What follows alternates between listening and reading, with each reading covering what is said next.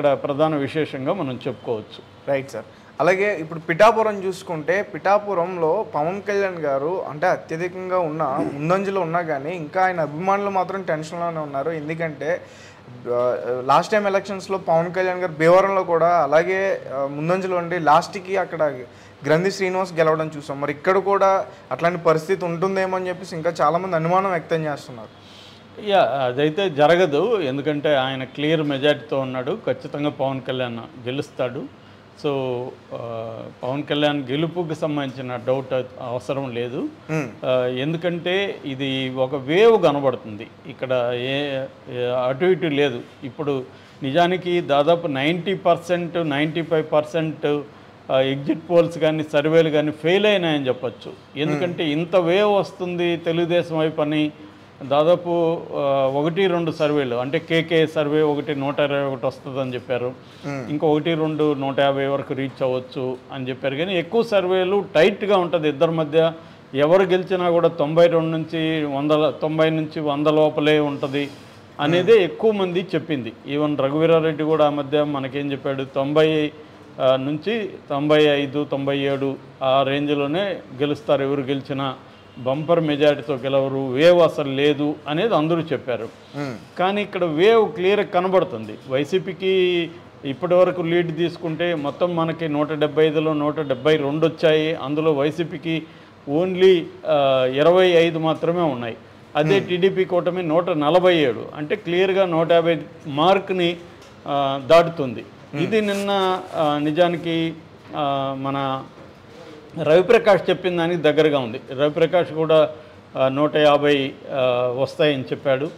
So క్లియర్గా రవిప్రకాష్ చెప్పిన దానికి దగ్గరగా ఉంది. 23 24 వస్తాయన్నట్టుగా చెప్పాడు వైసీపీకి, ఒక 2 వీళ్ళకి వస్తాయన్నాడు.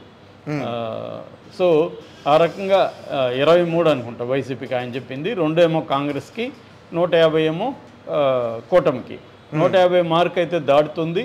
కాంగ్రెస్ అయితే ఆయన చెప్పినట్టుగా 2 ఎక్కడ ఇప్పటి వరకు లేదు.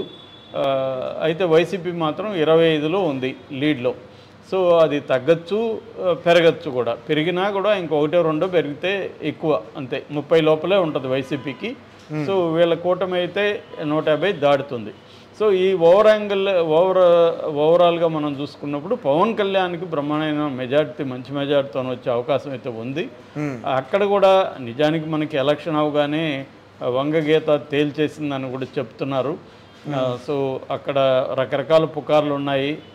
పవన్ కళ్యాణ్ని లోకేషే ఓడిస్తాడని, వర్మ సరిగ్గా పనిచేయట్లేదని, ఇలాగా రకరకాలుగా ఉన్నాయి. కానీ అవన్నీ మిత్తులని ఇప్పుడు తేలిపోయింది. క్లియర్గా పవన్ కళ్యాణ్ బ్రహ్మాండమైన మెజార్టీతో వస్తున్నాడు. ఆయన పార్టీ పెట్టి 10 ఏళ్ళ దాటింది. ఈ 10 ఏళ్లలో ఆయన ఒకటేందంటే తన మీద ఎన్ని విమర్శలు వచ్చినా రాజకీయాల నుంచి అయితే వాళ్ళ అన్నలాగా వెనక్కి వెళ్ళలేదు, అతను ఉన్నాడు. అట్లాగే వాళ్ళ అన్న పెట్టిన పార్టీ నుంచి కొన్ని గుణపాఠాలు కూడా తీసుకున్నాడు.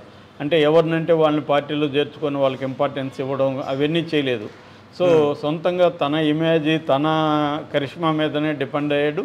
సో అదే నమ్ముకున్నాడు. అట్లాగే చంద్రబాబుకి పవన్ కళ్యాణ్కి దోస్తి కూడా బ్రహ్మాండంగా పనిచేసింది. అంటే ఇద్దరు ఒకరికొకరు సపోర్ట్ చేసుకోవడం ఇవన్నీ కూడా. అట్లాగే పవన్ కళ్యాణ్ ముందు నుంచి కూడా రియలిస్టిక్గా కూడా ఉన్నాడు. అంటే గొంతెమ్మ కోరికలు నాకు 50 ఏంటి 60 ఏంటి అని చంద్రబాబుని బెదిరించడం, బ్లాక్మెయిల్ చేయడం అనేది చేసి ఉండొచ్చు పవన్ కళ్యాణ్, కానీ చేయలేదు. ఎందుకంటే చంద్రబాబు వీకర్ పొజిషన్లో ఉన్నాడు అప్పుడు.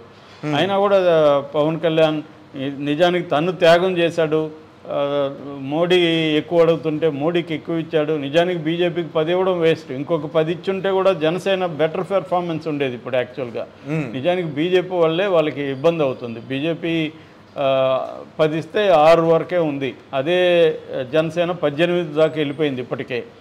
సో ఓవరాల్గా అయితే ఓటు ట్రాన్స్ఫర్ బ్రహ్మాండంగా జరిగింది. పవన్ కళ్యాణ్కి అక్కడ కూడా తెలుగుదేశం వాళ్ళు కావచ్చు, బీజేపీ శ్రేణులు కావచ్చు, అందరూ కూడా పిఠాపురంలో పవన్ కళ్యాణ్ గెలిపిద్దామని డిసైడ్ అయ్యారు. అట్లాగే కాపు ఓటు క్లియర్గా ఈసారి కంప్లీట్గా 95% కాపు ఓటు షిఫ్ట్ అయింది కూటమి వైపుకి. అది కూడా క్లియర్గా కనబడుతుంది మనకి.